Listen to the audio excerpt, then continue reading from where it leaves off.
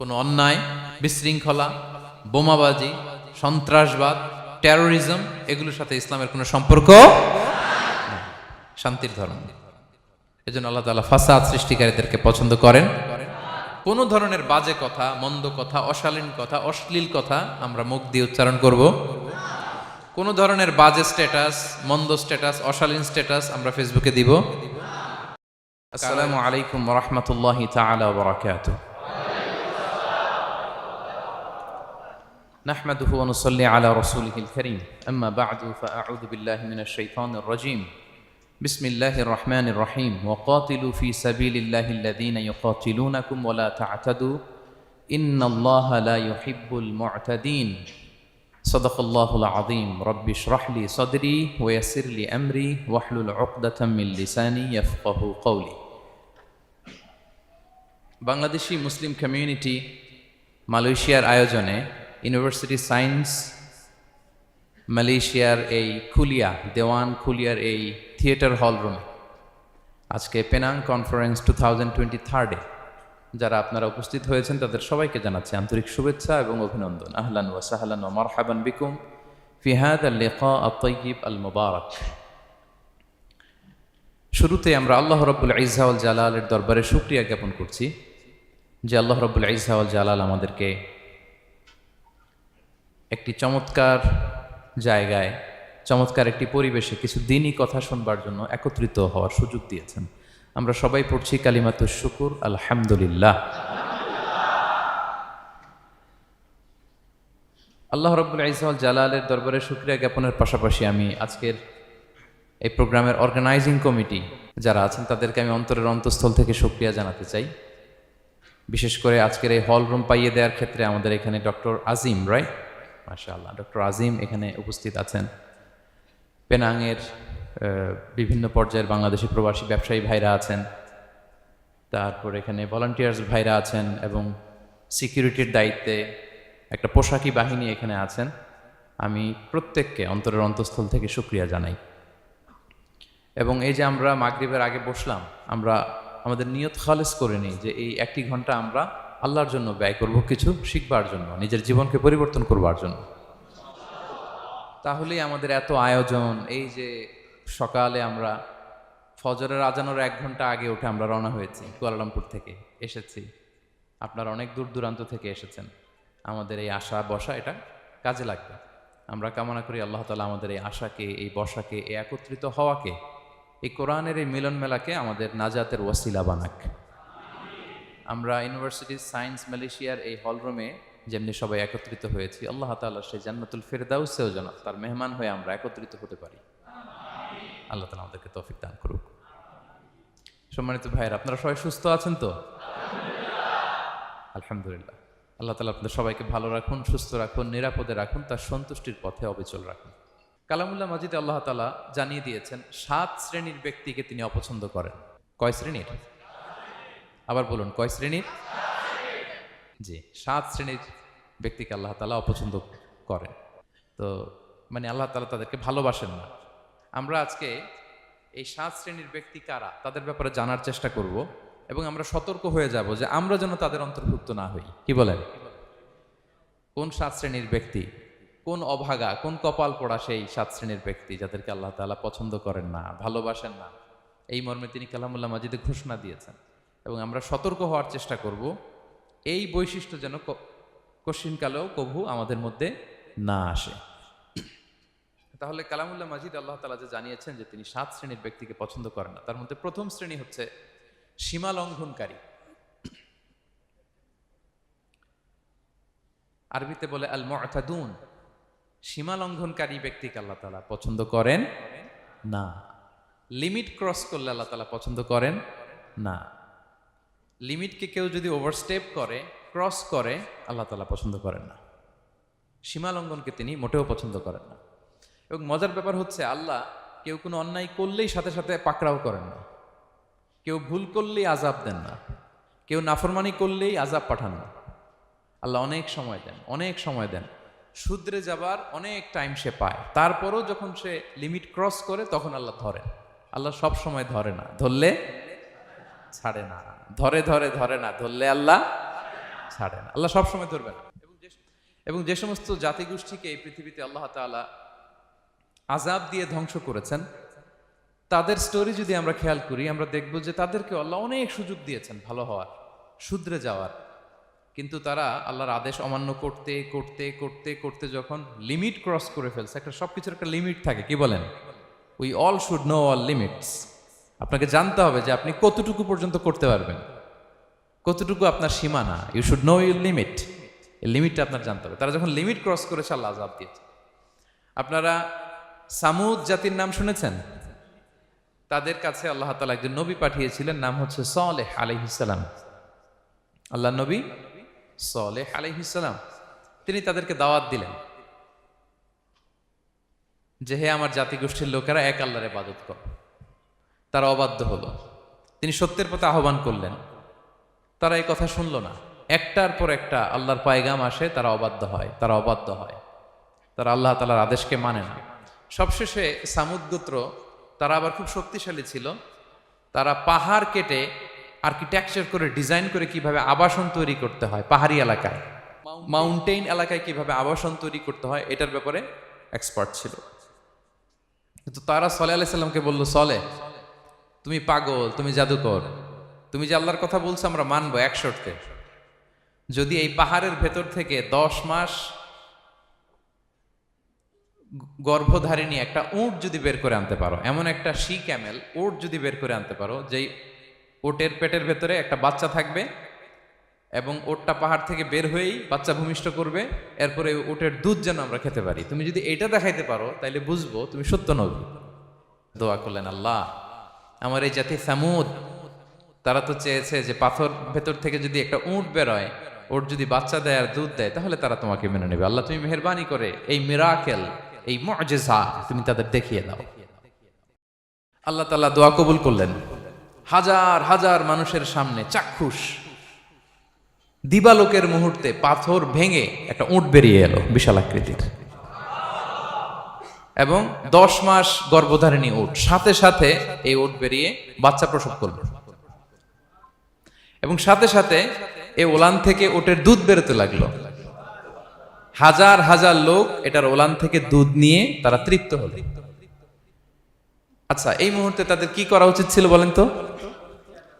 আশহাদু আল্লাহ ইলাহা ইল্লাল্লাহ ওয়া আশহাদু আন্না মুহাম্মাদুর রাসূলুল্লাহ ওয়া আশহাদু আন্না সালিহান নাবিয়ুল্লাহ, এটা পড়া দরকার ছিল না? দরকার ছিল। কিন্তু তারা একের পর এক গোয়ার তুমি করতে করতে করতে করতে চাক্ষুষ দিনের বেলা এত বড় একটা মুআজিজা দেখার পরেও তারা অস্বীকার করলো। সাল্লাল্লাহু আলাইহি ওয়াসাল্লাম বললেন, তোমরা তোমাদের ওয়াদা পূরণ করো।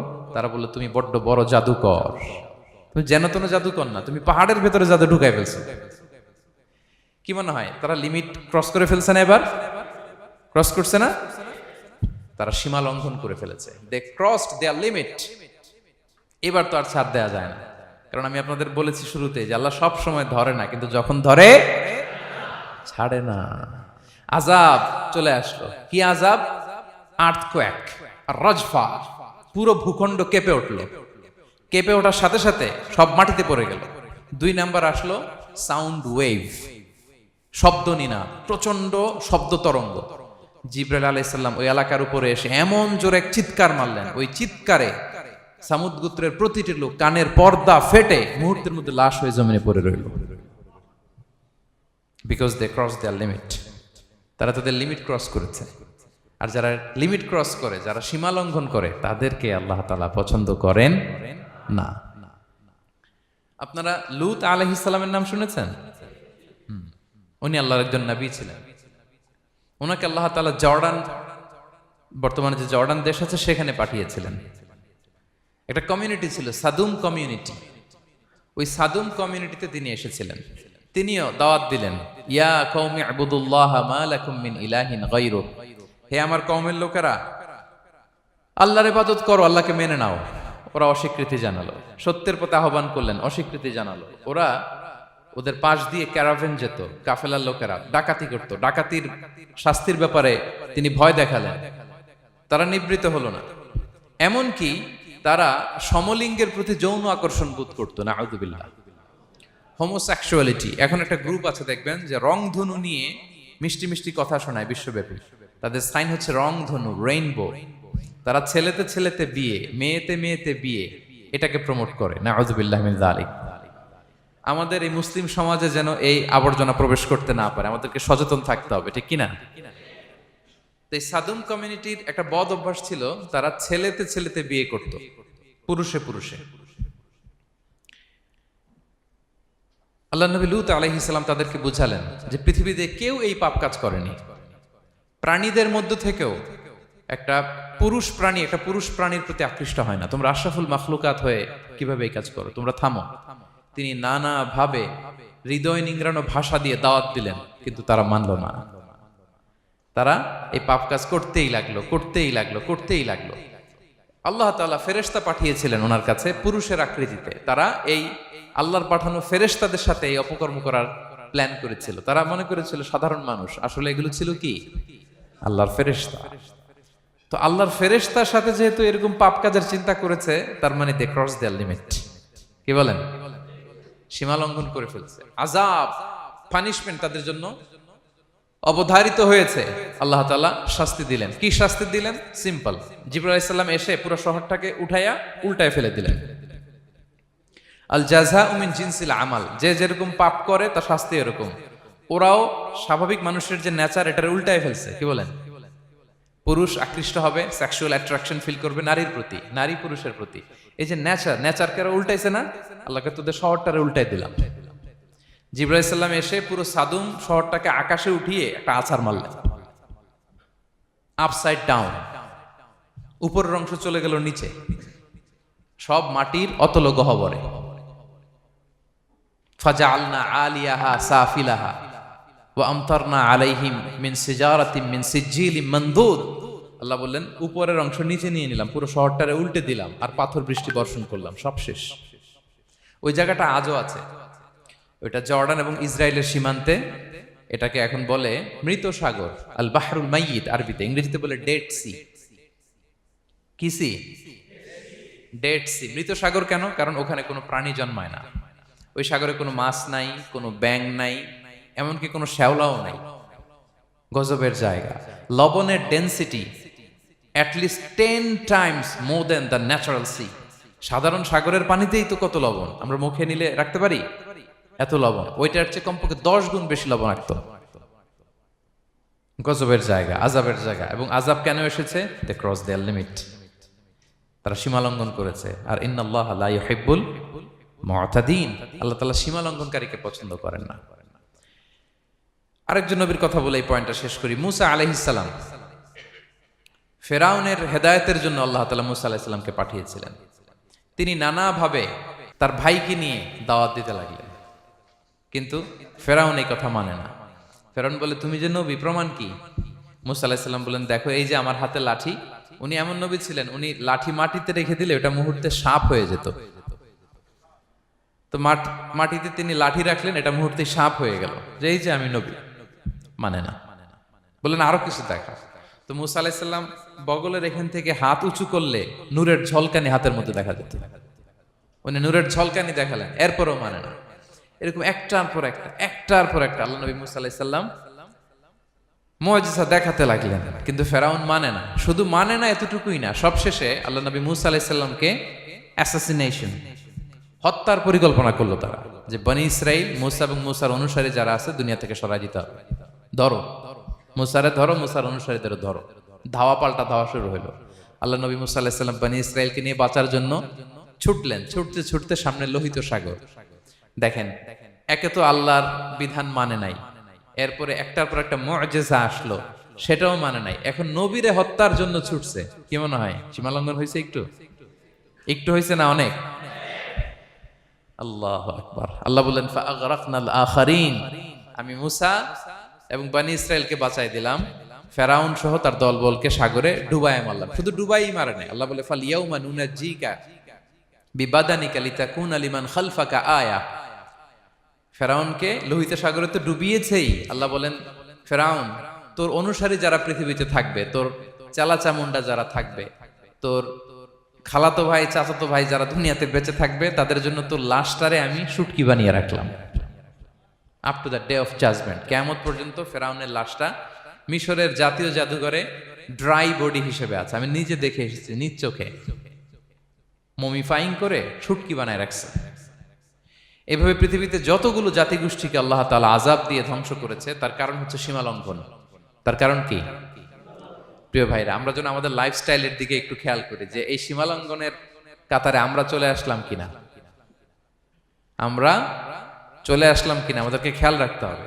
আল্লাহ তাআলা সীমা লঙ্ঘনকারীকে পছন্দ করেন না। ইন্নাল্লাহা লা ইউহিব্বুল মু'তাদিন, তিনি সীমা লঙ্ঘনকারীদেরকে পছন্দ করেন না।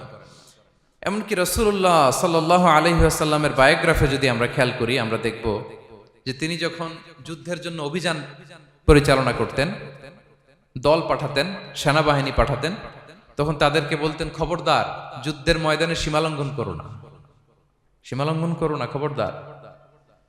যুদ্ধে যদি কেউ হেরে যায়, বন্দীদের সাথে খারাপ আচরণ করো না। ওরা হেরে গেছে বন্দী, আপনি চাইলে তার কান কেটে দিতে পারবেন, নাক কেটে দিতে পারবেন, আকৃতি বিকৃতি করতে পারবেন না। বিষ্ণু ইসলাম বললেন, খবরদার সীমা লঙ্ঘন করো না। যেখানে যুদ্ধে গিয়েছো ওই এলাকার শিশুদেরকে মেরো না, ওই এলাকার নারীদেরকে মেরো না, ওই এলাকার পাদ্রীদের গায়ে হাত তোলো না। সন্ন্যাসীতে যারা ইবাদত করে ওদের তো দোষ নাই, সিভিলিয়ান নাগরিক, তাদের গায়ে হাত তোলো না, খবরদার। গবাদি পশুর গায়ে হাত তুলবে না, এগ্রিকালচারাল প্রোডাক্ট জ্বালিয়ে দিও না। সুবহানাল্লাহি বিহামদিহি, কি রহমতের নবী ছিলেন। সীমা লঙ্ঘন যেন না করে বিষ্ণু ইসলাম অভিযান প্রেরণের আগে তিনি স্পষ্ট বলে দিতেন, খবরদার কেউ সীমা লঙ্ঘন করবে না। যারা তোমাদের বিরুদ্ধে অস্ত্র তুলেনি তাদের বিরুদ্ধে অস্ত্র তোলা যাবে না, কারণ ইন্নাল্লাহা লা ইউহিব্বুল মু'তাদিন, আল্লাহ তাআলা সীমা লঙ্ঘনকে পছন্দ করেন না। প্রিয় ভাইরা, তাহলে যে 7 শ্রেণীর ব্যক্তিকে আল্লাহ তাআলা পছন্দ করেন না, তার প্রথমটা আমরা জেনে গেলাম, তারা কারা? সীমা লঙ্ঘনকারী। আমি কিন্তু প্রায় এরকম জিজ্ঞেস করব এবং সব শেষে আপনাদেরকে নিয়ে রিভাইজ করব। তাহলে 1 নম্বরে আমরা পেলাম তারা কারা? মেহেরবানি করে সবাই বলবেন একসাথে, তারা কারা? তারা সীমা লঙ্ঘনকারী, তারা তাদের লিমিট ক্রস করে, তাদেরকে আল্লাহ তাআলা পছন্দ করে না। সো আমরা আমাদের লাইফের সাথে একটু মিলিয়ে নিই যে আমরা আমাদের কোন ক্ষেত্রে সীমা লঙ্ঘন করি কিনা একটু খেয়াল করেন। আমার যে দায়িত্ব আছে আমি কি সীমা লঙ্ঘন করি কিনা? আমার স্ত্রী আমার দায়িত্বে, তার সাথে সীমা লঙ্ঘন করি কিনা? আমার ভাতিজা ভাতিজি অনেকের আছে ইয়াতিম, তার বাবা মারা গেছে, তার সব সম্পত্তির দায়ভার আমার উপর দেয়া, আমি ওইখানে তাকে ঠিকঠাক মতো সব দেই কিনা, সীমা লঙ্ঘন করি কিনা? হ্যাঁ, ক্ষমতা পেলে সীমা লঙ্ঘন করি কিনা? কি মনে হয় আমরা ক্ষমতা পেলে সীমা লঙ্ঘন করি কিনা? হ্যাঁ, করে করে হ্যাঁ, মানে যেইখানে ডাক্তারের কাছে যায় বলে, ডাক্তার সাহেব আমার এইখানে ফোড়া, সারা দেহের যেই কোনো জায়গায় ধরতে পারেন, এইখানে ধরেন না, তো এইখানে না ধরলে ভালো হবে? ফোড়া যেখানে, ট্রিটমেন্ট তো ওইখানে দিতে হবে, কি বলেন? রোগ যেখানে ওষুধও সীমা লঙ্ঘন। দায়িত্ব পেলে আমরা সীমা লঙ্ঘন করি। এমনকি আমরা যারা ইবাদত করি, অনেকে ইবাদতেও সীমা লঙ্ঘন করি, ইবাদতেও না। ভারসাম্য থাকতে হবে, পরিমিতি বোধ থাকতে হবে। এবং মজার ব্যাপার হচ্ছে আল্লাহ তাআলা দোয়া এবং জিকিরের ক্ষেত্রে এই কথাটা উল্লেখ করেছেন যে তোমরা দোয়া জিকিরের ক্ষেত্রে সীমা লঙ্ঘন করো না। আল্লাহ তাআলা বলেন, উদউ রাব্বাকুম তাদাররুআ ওয়া খুফিয়া ইন্নাহু লা ইউহিব্বুল মু'তাদিন। তোমরা আল্লাহকে ডাকো কেমন ভাবে? তাদাররুআ ওয়া খুফিয়া, সবিনয়ে গোপনে, সবিনয়ে ডাকো, চুপিসারে ডাকো, গোপনে গোপনে ডাকো, অল্প আওয়াজে ডাকো। কারণ কি? ইন্নাল্লাহা লা ইউহিব্বুল মু'তাদিন, আল্লাহ সীমা লঙ্ঘনকারীদেরকে পছন্দ করেন না। তাহলে আপনি যদি দোয়া করেন আল্লাহর কাছে, যখন জিকির করবেন বিনীতভাবে, চুপিসারে, সবিনয়ে, বিষ্ণু ইসলাম যেভাবে শিখিয়েছেন ওইভাবে জিকির করবেন। নাকি জিকির করতে করতে মানুষের কাঁধে উঠবেন? উঠবেন না? ওঠে ওঠে, হ্যাঁ ওঠে। দেখেন আল্লাহ তাআলা যেইখানে 3 ফোঁটা দেওয়া দরকার 3 ফোঁটা দেয়, যেখানে 1 ফোঁটা ওইখানে 1 ফোঁটা দেয়। আল্লাহ তাআলা ইন্নাহু লা ইউহিব্বুল মু'তাদিন, আল্লাহ সীমা লঙ্ঘনকে পছন্দ করেন না। এই কথাটা ঢুকাইছে কোথায়? দোয়া আর জিকিরের মধ্যে। কারণ আল্লাহ জানে আল্লাহর কিছু বান্দা থাকবে, তারা দোয়া এবং জিকিরের সময় কি করবে? সীমা লঙ্ঘন করবে।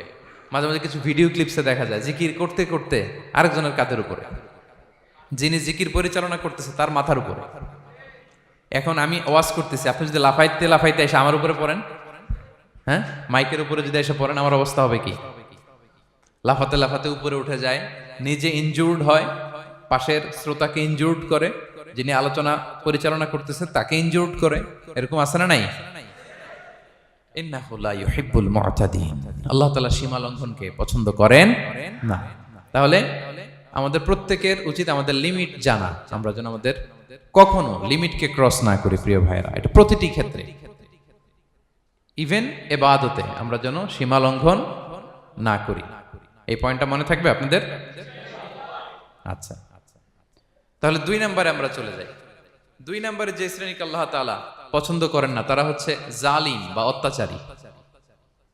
জালিম বা অত্যাচারী, যারা জুলুম করে তাদেরকে আল্লাহ তাআলা পছন্দ করেন না। আল্লাহ তাআলা বলছেন, ফাআম্মাল্লাযীনা কাফারু ফাউআযিবুহুম আযাবান শাদীদান ফিদ দুনিয়া ওয়াল আখিরা ওয়া মা লাহুম মিন নাসিরিন। যারা দুনিয়াতে কুফরি করবে কঠিন শাস্তি দুনিয়াতেও আখিরাতেও। ওয়া আম্মাল্লাযীনা আমানু ওয়া আমিলুস সলিহাতি ফায়ুওয়াফিহিম উজুরাহুম। আর যারা ঈমান আনবে সৎকর্ম করবে তাদের প্রতিদান আমি আল্লাহ বুঝিয়ে দেব। ওয়াল্লাহু লা ইউহিব্বুয যালিমিন। তবে জেনে রেখো আল্লাহ তাআলা জালিমিনদেরকে পছন্দ করেন। তাহলে 2 নম্বরে পাওয়া গেল কাদেরকে পছন্দ করে না? আপনি যদি কারো প্রতি জুলুম করেন তাহলে আপনি জালেম, সে হচ্ছে মাজলুম। সে কি? মাজলুম। মজলুম আপনার ক্ষমা না করলে আল্লাহ তাআলা আপনার ক্ষমা করবে না। মজলুম যদি ক্ষমা না করে আল্লাহ তাআলা কঠিন কালো আপনাকে ক্ষমা করবে না। এজন্য জুলুম যেন আমরা কখনো না করি প্রিয় ভাইরা। জুলুম শুধু আল্লাহ তাআলা আমাদের উপরই হারাম করেনি, আল্লাহ নিজের উপর হারাম করছে। জুলুম শুধু আমাদের জন্যই হারাম না, আল্লাহর জন্য হারাম। আল্লাহ তাআলা বলেন হাদিসে কুদসিতে, ইয়া ইবাদি, হে আমার বান্দারা, ইন্নী হারামতু যুলমা আলা নাফসি, আমি জুলুমকে আমি আল্লাহ নিজের উপরে হারাম করেছি। ওয়া জাআলতুহু বাইনাকুম মুহাররামা, এবং এই জুলুমকে তোমাদের উপর হারাম করেছি। ফালা তাযালামু, তোমরা একে অপরের উপর জুলুম করো না। জুলুম শুধু আমাদের উপরই হারাম না, আল্লাহ নিজের উপর হারাম করেছেন।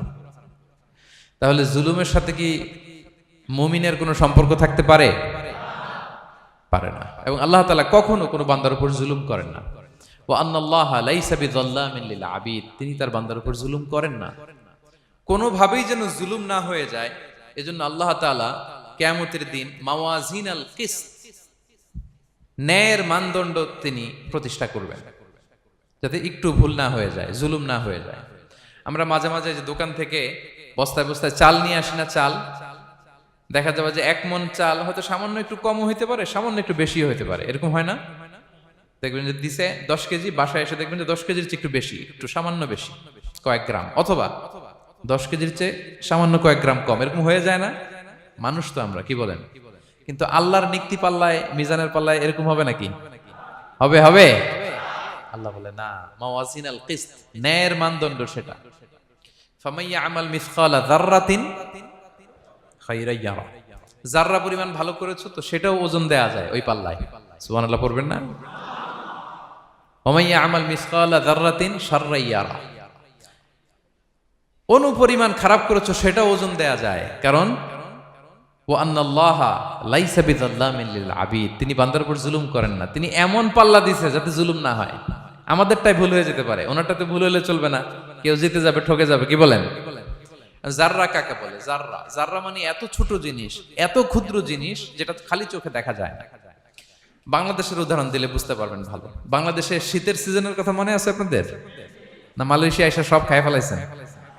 হ্যাঁ, মালয়েশিয়া তো সারা বছর গরম, সারা বছর বৃষ্টি, শীত হয় না। তো বাংলাদেশের শীতের সিজনে টিনের ঘর যাদের থাকে, মনে আছে কিনা জানি না আপনাদের, ওই টিনের চালে যদি ছিদ্র থাকে, শীতের দিন টিনের চালে যদি ছিদ্র থাকে, তাহলে মাঝে মাঝে দেখবেন ওই চিকন ছিদ্রটা দিয়ে সূর্যের একটা আলো ঘরের ভিতরে ঢুকে।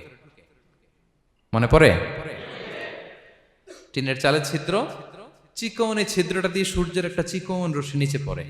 তো ওইটার কাছে গেলে দেখা যায় ওই আলোটার মধ্যে পাতলা কি কি যেন ধুলাবালি উঠতেছে। এটা আবার অন্য জায়গায় দেখা যায়, এমনি দেখা যায় না, কিন্তু ওইটার কাছে গেলে দেখা যায় এই আলোটা যেই বরাবর আসছে, এইখানে কিছু ক্ষুদ্র ছোট ধূলিকণা, ডাস্ট ঘুরে বেড়ায়। আল্লাহ বলে এইটার নাম হচ্ছে যাররা। ফামাইয়া আমাল মিসকালা যাররাতিন খায়রান ইয়ারা, এই ডাস্ট উড়ে বেড়ানো ছোট্ট ধূলিকণা যেটা খালি চোখে দেখা যায় না, এতটুকু ভালো যদি করো সেটাও সেই মিজানের পাল্লায় ওজন দেয়া যায়। এতটুকু খারাপও যদি করো সেটাও সেই মিজানের পাল্লায় ওজন দেয়া যায়। আল্লাহু আকবার। তিনি তার বান্দার উপর জুলুম করেন না। জুলুম তিনি নিজের উপর হারাম করেছেন, আমাদের জন্য কি করেছেন? হারাম করেছেন। এবং বিষ্ণু ইসলাম আরো ভয়ঙ্কর কথা বলেছেন। তিনি বলেছেন, মান যালামা কিদা শিবরিন মিনাল আরদি তুবিকাহু মিন সাবঈ আরাদিন। কেউ যদি জুলুম করে তার ভাইয়ের 1 বিঘত পরিমাণ জমিন খায়। 1 বিঘত চিনেন তো? এই যে আমার এই আঙ্গুল থেকে এই আঙ্গুলটা, এটা টান টান করলে যতটুকু জায়গা, এটার বলে 1 বিঘত। শিবের আরবিতে বলে শিবের। হ্যাঁ, মান যালামা কিদা শিবের। বিষ্ণু বলেন এই 1 শিবের 1 বিঘত জমি যদি কেউ অন্যায়ভাবে জুলুম করে তার ভাইয়ের কাছ থেকে খায়, কিয়ামতের দিন তুবিকা আলাইহি সাবউ আরাদিন, এই 7 জমিনকে আল্লাহ তাআলা তার ঘাড়ে চাপাবে। খা এবার, খা। অন্যের জমি খাওয়ার এত শখ ছিল, এবার 7 জমিন ঘাড়ে কর। কিয়ামতের ময়দানে আপনার দেহটারে বিশাল আকৃতির করা হবে, এই 7 জমিনকে আপনার কাঁধে তুলে দেয়া হবে। এজন্য আমরা অন্যের রাইটস, অধিকার যেন নষ্ট না করি, কারো উপর যেন জুলুম না করি, কোনোভাবেই না। আমরা নানাভাবে এই জুলুমটা করি।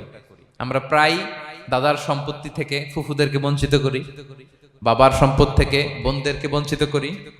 হ্যাঁ, নিজের ভাই আরেক ভাইকে, আপন ভাই ভাইকে বঞ্চিত করে, জুলুম করে। এরকম দৃশ্যপট আমাদের সমাজে আছে না নাই বলেন তো? কিয়ামতের দিন আল্লাহর সুপ্রিম কোর্টের কাঠগড়ায় হিসেব দিতে হবে। আর এই জালিমদেরকে আল্লাহ তাআলা পছন্দ করেন না। এবং সবচেয়ে ভয়ঙ্কর ব্যাপার হচ্ছে, আপনি যখন কারোর উপর জুলুম করেন, ওই মাজলুম আর আল্লাহর মাঝখানে কোনো ফারাক থাকে না। আল্লাহ ওই ফারাকের পর্দা উঠায় নাই। বিষ্ণু বলেন, ইত্তাকি দাওয়াতাল মাজলুম, তোমরা মজলুমের বদদোয়াকে ভয় করো, খবরদার। কারণ ফাইন্না লাইসা বাইনাহু ওয়া বাইনাল্লাহি হিজাব, তার আর আল্লাহর মাঝে কোনো পর্দা থাকে না। দোয়া করলেই ওটা আরশে যেয়ে কবুল হয়ে যায়। আল্লাহ তাআলার চারিপাশে অনেক পর্দা আছে। কেউ কেউ বলে 70,000 নূরের পর্দা। এই 70,000টা সহিহ হাদিস দ্বারা সাব্যস্ত না, কিন্তু অসংখ্য অগণিত পর্দা, এবং পর্দাও এটা নূরের পর্দা। আচ্ছা বলেন তো, জানলা দিয়ে বাইরের আলো ঠেকাতে আমরা দেয়ালে জানালায় কি লাগাই? পর্দা লাগাই। পর্দাটা কিসের তৈরি? মোটা কাপড়ের, যাতে করে ওই আলো না আসে। কিন্তু আল্লাহর চারদিকে যে পর্দা, ওই পর্দাটা কিসের? নূরের, আলোর। ওনার পর্দাই আলো দিয়ে তৈরি। সুবহানাল্লাহ বললেন না? বিষ্ণু বলেন, ইত্তাকি দাওয়াতাল মাজলুম, মজলুমের বদদোয়াকে ভয় করো। ফাইন্না লাইসা বাইনাহা ওয়া বাইনাল্লাহি হিজাব, কেউ যখন মজলুম হয়ে কেঁদে বদদোয়া করে, তার আর আল্লাহর মাঝে ওই পর্দা থাকে না। বদদোয়া করছে, ডাইরেক্ট কবুল। খবরদার আমার পেনাঙ্গের ভাইয়েরা, আমরা যেন জালিম না হই। In it's any form, operation in it's any form, যেই কোনো ভাবে, যেই কোনো ক্ষেত্রে, যেই কোনো ধরনের হইতে পারে জুলুম। কাউকে আপনি ছোট্ট কোনো কাজে ঠকালেন, বন্টন নীতিতে ঠকালেন, হ্যাঁ, জমি মেরে দিয়ে ঠকালেন, আমানত মেরে দিয়ে ঠকালেন, ইন ইটস এনি ফর্ম যদি জুলুম করে থাকেন, খবরদার। মজলুমের কান্না কখনো বৃথা যায় না। মজলুমের কান্না কখনো বৃথা যায় না। জীবনের কোনো না কোনো সময়ে এর প্রায়শ্চিত্ত আপনাকে করতে হবে। জীবনের কোনো না কোনো সময়ে এর প্রায়শ্চিত্ত করে আপনাকে মরতে হবে। তাহলে কোন বিশ্বাসী কি জালিম হতে পারে? কারণ ইন্নাল্লাহা লা ইউহিব্বুল যালিমিন, আল্লাহ তাআলা জালিমদেরকে পছন্দ করেন না। তাহলে জুলুমের সাথে আমাদের কোনো সম্পর্ক আছে? হ্যাঁ, কোনো সম্পর্ক আছে। তাহলে 2 শ্রেণীর ব্যক্তির কথা আমরা জানলাম যাদেরকে আল্লাহ পছন্দ করেন না। 1 নাম্বার, প্রথমটা কে ছিল? সীমা লঙ্ঘনকারী, লিমিট যে ক্রস করে, ইন্নাল্লাহা লা ইউহিব্বুল মুআতাদিন। 2 নাম্বারে কি জানলাম? হ্যাঁ, জালিম, অত্যাচারী, অপ্রেসর। অপ্রেসরকে আল্লাহ তাআলা পছন্দ করে না। তাহলে এই 2টারে আমরা নো বলে দিলাম আজকের এই কনফারেন্স রুমে। আওয়াজ করে বলেন তো সবাই, নো। এই লিমিট ক্রস আর জুলুম, নো, চলে গেছে, খালাস। এবার 3 নাম্বারে দেখি আল্লাহ কাদেরকে পছন্দ করেন না। 3 নাম্বারে আল্লাহ তাআলা অহংকারী, দাম্ভিক লোককে পছন্দ করেন না। অহংকারী, আমাদের তো অহংকার নাই না? আছে? অহংকার আছে? কিসের অহংকার বলেন? টাকার, আর ক্ষমতার, আর সৌন্দর্যের, আর হ্যাঁ পাওয়ার। সোশ্যাল পাওয়ার, এই যে অহংকার, অহংকারের খাঁচা থেকে মুক্ত রাখো আমাদেরকে তুমি প্রভু হয়ে, পড়েন আমিন। এটা একটা ভয়ঙ্কর খাঁচা। আচ্ছা, অহংকার করার আমাদের আছে কি বলেন তো? কিছুই নাই। আল্লাহ বলে ওয়া খুলিকাল ইনসানু দাঈফা, তোমাদেরকে আমি দুর্বল করে তৈরি করছি। আমরা দুর্বল, শুধু দুর্বল না, দুর্বলের ঘরের দুর্বল। আমার বাপ ছিল দুর্বল, আমার দাদা ছিল দুর্বল, আমরা 14 গোষ্ঠী কি? হাল আতা আলাল ইনসানি হিনুম মিনাদ দাহরি লাম ইয়াকুন শাইআম মাযকুরা। আল্লাহ বলেন একটা সময় ছিল উল্লেখ করার মতো তোমার কিছুই ছিল না। আজকে তো এত লম্বা চড়া মানুষ, আমরা কিছুই ছিলাম না। আমার বর্তমানে বয়স চলে 36, 37। তো আজ থেকে 37 বছর আগে আমি কি ছিলাম? আমার অস্তিত্বই ছিল না, আমার কোনো নাম ছিল না, আমার কোনো গ্রাম ছিল না, আমার কোনো অ্যাড্রেস ছিল না, আমার কোনো পরিচিতি ছিল না। আজ থেকে আরো 37 বছর পরে একটু খেয়াল করেন তো, এখন তো 37, আরো 37 ধরেন বাঁচলাম।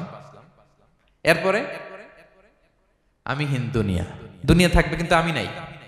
আজকে কার জন্য আটকে আছে দুনিয়ার কাজ বলেন তো? আপনার দাদার জন্য, আপনার নানার জন্য। তো আপনাকে লাগে কেন? আপনাকে লাগে? লাগে না তো আমাকে। আমি দুনিয়া, একদিন কিছুই ছিলাম না। আল্লাহ বলেন হাল আতা আলাল ইনসানি হিনুম মিনাদ দাহরি লাম ইয়াকুন শাইআম মাযকুরা। তুমি কিছু ছিলা, একটা সময় কিছুই ছিলা না, উল্লেখ করার মতো তুমি কিছুই ছিলা না। অস্তিত্বহীনের জগৎ থেকে তোমাকে আমি অস্তিত্বে আনলাম। তোমার বাবার পৃষ্ঠদেশ থেকে তোমার মায়ের গর্ভাশয়ে আমি তোমাকে ফেললাম। সেখানে আমি আল্লাহ তোমাকে একটু একটু করে তিলে তিলে বড় করলাম। 9 মাস 10 মাস পরে মায়ের পেট থেকে দুনিয়াতে তুমি আসলে। দেখেন তো দুনিয়ায় আসার পরে আমাদের অবস্থাটা কি? কাপড় নাই, চোপড় নাই, এভাবে চলে আসছি। আসার পরে কেউ যদি মুখে খাবার তুলে দেয় তাইলে খাইতে পারি, হ্যাঁ, তাও লিকুইড খাবার, এদিক দিয়ে দিলে এদিক দিয়ে পড়ে যায়, খালি মুছতে হয়। মেহমান একজন এসে আদর করে কোলে নিচে পেশাব করে দিছি ভরাইয়া, আছে না নাই? হয়েছে না, হয়েছে না এরকম? আদর করে একটা কোলে নিছেন, এখনই না ডায়াপার আসছে মিয়া। আজ থেকে 10 বছর আগে এগুলো ছিল নাকি? প্যাম্পাস ডায়াপার ছিল, এই কাঁথা টাথা নিয়ে কোলে নেওয়া লাগতো, তারপরে দিছে ওদিক দিয়ে জামা টামা ভিজে শেষ। ইভেন রাসূল সাল্লাল্লাহু আলাইহি ওয়াসাল্লামের কোলেও এরকম বাচ্চারা পেশাব করে দিছে, এরকম হাদিস আছে। আদর করে মায়েরা বাবারা আসলেই তো তার বাচ্চাকে রাসূল সাল্লাল্লাহু আলাইহি ওয়াসাল্লাম কোলে দিতেন, পেশাব করে দিতেন। তো কার কোলে উঠছে এটাও জানি না, পেশাব করে ভরাই দিচ্ছে। পেশাব পায়খানা করে সয়লাভ। লিকুইড দিলে খেতে পারি, শক্ত কিছু খেতে পারি না। এই তো আমি, এই তো আমার ক্ষমতা। একজন যে বললেন ক্ষমতার অহংকার, এই তো ক্ষমতাটা তো এতটুকু। এরপরে যখন জোয়ান হয়েছে, এখন তো জোয়ান, এখানে একটা ভূমিকম্প হইলে কি অবস্থা হবে বলেন তো জোয়ানদের? হ্যাঁ, কাঁপতে কাঁপতে সব শেষ। একটা ভূমিকম্প, একটা তুফান হলে ওটার বিরুদ্ধে দাঁড়াতে পারি না। একটা তুফান, রাস্তায় টায়ার পাংচার হলে লাফ দিয়ে উঠি। ক্ষমতা আমার, আমার নাকি ক্ষমতার অহংকার? কি দুর্বল আমরা, হ্যাঁ? কুকুর আমাদেরকে কামড় দিলে আমরা কুকুরের কামড়ও দিতে পারি না, ঠিক কিনা? মশা যে কামড়া, এটা ধরতে না পারলে কিছু করতে পারি? কামড় মাইরা দিছে দৌড়। বল্লা পোকা এসে যদি কামড় দিয়ে দৌড় দিয়ে কিছু করতে পারেন? তো কিসের কিসের ক্ষমতা আপনার? এরপর আবার যদি 70-80 বছর হায়াত পাই, আবার আগের মতো যেখানে বসি ওইখানেই ডাইরেক্ট, আছে না নাই? বয়স যখন 80 হয়ে যায় আর থাকে শরীরের কন্ট্রোল, আবার যেখানে বসে ওইখানেই পেশাব পায়খানা। খাবার দিলে খাইতে পারি, পিঠটা বাঁকা হয়ে কুজু হয়ে গেছে, এর নাকি আবার অহংকার? সাজে অহংকার, সাজে অহংকার, সাজে একজনের। আওয়াজ করে বলতে হবে তিনি কে? 3 নম্বরে অহংকার, দাম্ভিককে আল্লাহ পছন্দ করেন না প্রিয় ভাইরা। আল্লাহ বলেন কারুনের ঘটনাকে আল্লাহ এখানে এনেছেন। আল্লাহ বলেন ইন্না কারুনা কানা মিন কওমি মূসা। কারুন ছিল মুসা আলাইহিস সালামের কওমের লোক, মুসা আলাইহিস সালামের কাজিন ছিল মূলত। কারুন নামে একজন সম্পদশালী ছিল। মিশরের রাজধানী কায়রো থেকে 100 কিলো দূরে ফাইয়ুম নামে একটা জেলা আছে, ওখানে তার বাড়ি ঘর। আমি দেখে এসেছি, কয়েকবার গিয়েছে। তো ফাবাগা আলাইহিম, সে মানুষের উপর চড়াও হলো। ওয়া আতাইনাহু মিনাল কুনুজি মা ইন্না মাফাতিহাহু লাতানু বিল উসবাতি উলিল কুওয়া। আল্লাহ বলেন এই কারণকে আমি এত সম্পদ দিয়েছি, এত বেশি ছিল তার সম্পদ, সম্পদগুলো যে সে আলমারির ভিতরে রাখতো, ওই আলমারির যে চাবি হইতো, এই চাবিগুলোরে ওজন করার জন্য, কাঁধে নেওয়ার জন্য 10 জন পেশি শক্তি পুরুষ লাগতো। আলমারি রাখার জন্য না, কি রাখার জন্য? আলমারি ভর্তি যে সোনা দানা গহনা, ওইটা যে চাবি, ওই চাবিগুলা বহন করতে একদল পেশি পুরুষ লাগতো, এত সম্পদ। তো তাকে এলাকার লোকেরা বলেছিল খলালাহু কওমুহু লা তাফরাহ, হে কারণ তুমি গর্ব করো না। কারণ তাকে বলছিল মুসা আলাইহিস সালাম যাকাত দাও, সে বলতেছে আমি যাকাত দিব কেন, এই সম্পদ তো আমার, ইন্নামা উতিতুহু আলা ইলমিন ইনদি, আমি আমার বুদ্ধি খাটায় এই সম্পদ কামাইছি, আমার সম্পদ আমি খাবো, আমি যাকাত দিব কেন। আল্লাহ বলেন ইন্নাল্লাহা লা ইউহিব্বুল ফারিহিন, কারণ তুমি অহংকার করলে আমি আল্লাহ অহংকারকে বরদাস্ত করি না, অহংকারীদেরকে আমি আল্লাহ পছন্দ করি না, আমি অহংকারকে পছন্দ করি না, অহংকারকে আল্লাহ তাআলা পছন্দ করেন না। কি হয়েছিল কারণের নসিবে? আল্লাহ বলেন ফাখাসাফনা বিহি ওয়া বিদারিহিল আরদ ফামা কানা লাহু মিন ফিআতি ইয়ানসুরুনাহু মিন দুনিল্লাহ ওয়া মা কানা মিনাল মুনতাসিরিন। আল্লাহ বলেন সে যখন অহংকার দেখালো, আমি কারুনকে আর কারুনের সব সম্পদ মাটির ভেতরে দাবিয়ে দিলাম, মুহূর্তেই দাবিয়ে দিলাম। সহিহ বুখারীতে এসেছে ইয়াতাজালজালু ফিল আরদ, প্রতিদিন এক বিঘত করে কারুন জমিনের ভিতরে যেতেই থাকবে, যেতেই থাকবে, যেতেই থাকবে কিয়ামতের আগ পর্যন্ত। আল্লাহু আকবার। কারণ অহংকার করেছিল। আল্লাহ বলে আমি অহংকারীদের পছন্দ করি না। সূরা লোকমানে আল্লাহ বললেন ওয়ালা তুসাইর খাদ্দাকা লিন্নাস, মানুষ থেকে মুখ ফিরিও না, ওয়ালা তামশি ফিল আরদা মারাহা, জমিনে অহংকার ভরে হেঁটো না, ইন্নাল্লাহা লা ইউহিব্বু কুল্লা মুখতালিন ফাখুর, আল্লাহ তাআলা অহংকারীদেরকে, দাম্ভিকদেরকে পছন্দ করেন না। এই যে আমি বলছি যে 7 শ্রেণীর লোককে আল্লাহ পছন্দ করেন না, এটা আমার মন গড়া বানানো কথা। প্রতিটি কথার পেছনে কোরআনের যুক্তি আছে। কোরআনে আল্লাহ তাআলা বলছেন আল্লাহ অহংকারীদেরকে পছন্দ করেন না। ইংরেজিতে কি বলে? ইগো আছে আমাদের, হ্যাঁ ইগো, এটা ছেড়ে ফেলতে হবে, অহংকার করা যাবে না। আমার প্রিয় ভাইয়েরা একটু মনোযোগী হন, এই আয়াতের তাফসীরটা একটু সংক্ষেপে বুঝিয়ে দেই। আল্লাহ তাআলা বলছেন ইন্নাল্লাহা লা ইউহিব্বু কুল্লা মুখতালিন ফাখুর, আল্লাহ কোন মুখতাল আর ফাখুরকে পছন্দ করেন না। মুখতাল আর ফাখুর মানে কি? মুখতাল মানে যে অহংকার করে মনে মনে। কিছু লোক আছে ভিতরে ভিতরে নিজের বড় মনে করে, বাইরে বলে না বা বলার সাহস পায় না, কিন্তু ভিতরে ভিতরে ভাবে আমি কোন হনুরে, কি বলে আমি কোন, আমি তো বড়, আরে আমার চেয়ে বড় বেশি জানে নাকি কেউ, আমার চেয়ে কিছু পারে নাকি, আমি তো, কিন্তু এটা মুখ দিয়ে বলে না, ভিতরে ভিতরে আছে না নাই? এদেরকে আরবিতে বলে মুখতাল। কি বলে? মুখতাল। আরেকজন ফাখুর, সে শুধু ভিতরে না, এটা প্রকাশ্যে বলে বেড়ায়, এটা আরো ডেঞ্জারাস। ফাখুর সে আরো খারাপ, সে প্রকাশ্যে তার অহংকার প্রদর্শন করে, বলে বেড়ায় যে আমি বড়, আমি বড়, আমি বড়। এই আমি বড় কথাটাই সবচেয়ে ভয়ঙ্কর, আমি বড় কথাটাই সবচেয়ে ভয়ঙ্কর।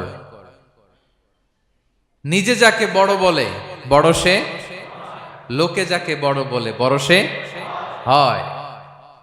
আমার প্রিয় পেনাঙ্গের ভাইয়েরা, নিজেকে বড় মনে করা এটা শয়তানের স্বভাব। কার স্বভাব? বিনয়ী হওয়া এটা নবীদের স্বভাব। আল্লাহ তাআলা ফেরেশতাদেরকে বলেছিলেন উসজুদু লি আদম, তোমরা আদমকে সিজদা দাও। ফাসাজাদাল মালাইকা কুল্লুহুম, সবাই সিজদা দিল ইল্লা ইবলিস, কে ছাড়া? ইবলিস ছাড়া। সে নিজেকে বড় মনে করেছিল, শয়তান। কিভাবে? সে লজিক খাটাইলো আল্লাহর সাথে। সে লজিক দিয়ে আল্লাহর বলে আল্লাহ ক্বালা আনা খায়রুম মিনহু, আল্লাহ আমি কেন সিজদা দেব, আমি তো আদমের চেয়ে শ্রেষ্ঠ, আমি বড়। আল্লাহ বলতেছে তুমি বড়, কেমনে বড়? শয়তান বলে খলাকতানি মিন নার, আপনি আমারে বানাইছেন কি দিয়ে? আগুন দিয়ে। ওয়া খলাকতাহু মিন তিন, আর আদমকে বানিয়েছেন মাটি দিয়ে। কি দিয়ে? মাটি দিয়ে। আগুনের ধর্ম দাউ দাউ করে উপরের দিকে কি করে? ওঠে, আর মাটি ঢিলা রেখে দিলে নিচে পড়ে যায়। তো সে যুক্তি দিয়ে বলতেছে আল্লাহ ঊর্ধ্বগামী কোন জিনিস তো নিম্নগামী কোন জিনিসের কাছে মাথা নোয়াতে পারে? যুক্তি, মনে রাখবেন যুক্তি সব জায়গায় খাটে। আপনার অফিসের যে বস, মালয়েশিয়ান ভাষায় বসরে কি বলেন আপনারা? ওকে, তোকে। এই আপনার তোকের সামনে যে আপনি লজিক খাটাইলে হবে? বস যেটা বলে ওইটাই ফাইনাল। তো আল্লাহ তাআলা আদেশ করেছিলেন সেজদা করার, সে সেজদা করলেই ভালো করতো, কিন্তু সে যুক্তি দিল আল্লাহ আমি শ্রেষ্ঠ, তাকে বানাইছেন মাটি দিয়ে, আমারে বানাইছেন আগুন দিয়ে, আমি কেন মাথা নত করব, আমি বড়। আমি বড় বলার সাথে সাথে দৃশ্যপট পাল্টায় গেল। আল্লাহ বলে বের হ, ফাখরুজ, বের হ, তুমি অভিশপ্ত, তুমি লানত প্রাপ্ত, তোমার স্থান হবে জাহান্নাম।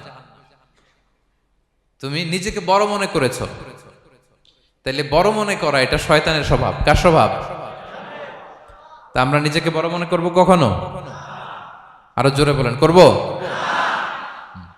বিষ্ণু ঈসা ইসলাম নিজে নিজে ছোট থাকতে চাইতেন। তিনি দোয়ায় বলতেন, আল্লাহুম্মা জাআলনি ফি আইনি সাগীরা ওয়া ফি আ'য়ুনিন নাসি কাবীরা। আল্লাহ, আমার চোখে আপনি আমারে ছোট বানান, আল্লাহ মানুষের চোখে আপনি আমারে বড় বানান। বিশ্বনবী নিজের চোখে নিজে ছোট থাকতেন, কিন্তু গোটা বিশ্বের মানুষের চোখে বড় হয়েছেন না? কত বড়? রাফা'না লাকা যিকরাক। আল্লাহ বলে, আমি যেখানে অতটুক পর্যন্ত উঠাইছি আপনারে। কোন নবীর নিচে উপরে? কথা বলেন, কোন নবীকে শেষ পর্যন্ত উঠাইছে? সুবহানাল্লাহ। নবী হে, আমি যদ্দূর আপনার উঠাইছি অদ্দূর, ওই পর্যন্ত নিয়ে গেছে সাক্ষাতের জন্য। সুবহানাল্লাহ। প্রত্যেক নামাজে বিশ্বনবীর উপর দুরূদ আছে না নাই?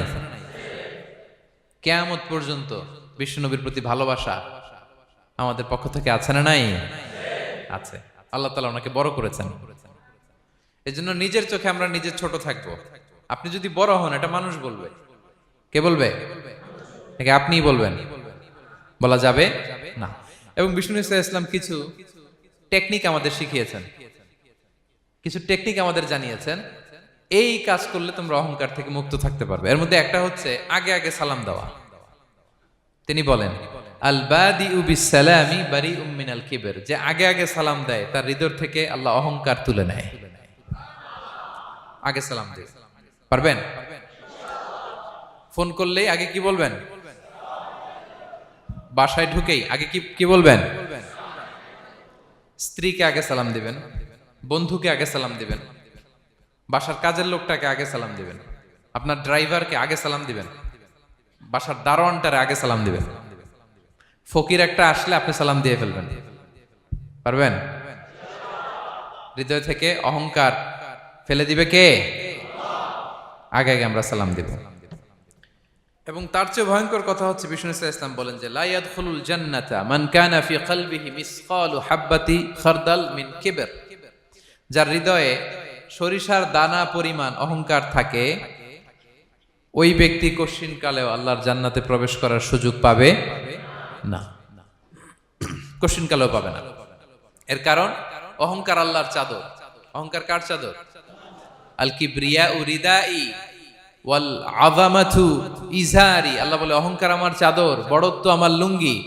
যে এগুলো ধরে টান দেয় তারে আমি জাহান্নামে নিক্ষেপ করব। ফালা উবালি, ফালা উবালি, আই ডোন্ট কেয়ার, আমি ওদিকে কেয়ার করি না, আমি তারে জাহান্নামে ফেলবো।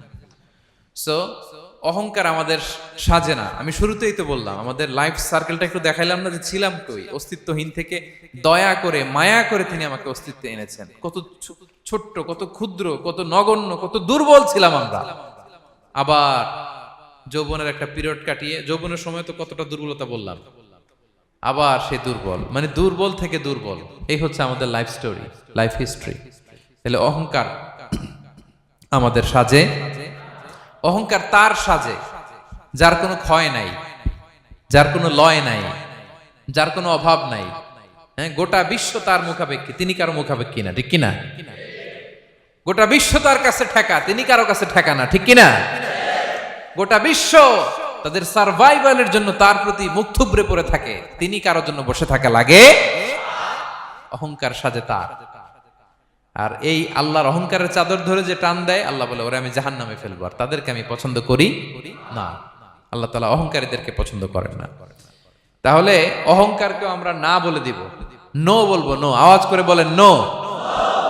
শুধু মুখে মুখে নো নাকি অন্তর থেকে? এই তো আজকের দিওয়ান কুলিয়ার বাইরে ফেলে দিছি আমরা অহংকার। কি বলেন পেনাঙ্গের ভাইরা? আর অহংকার করব? আপনি বিনয়ী হন।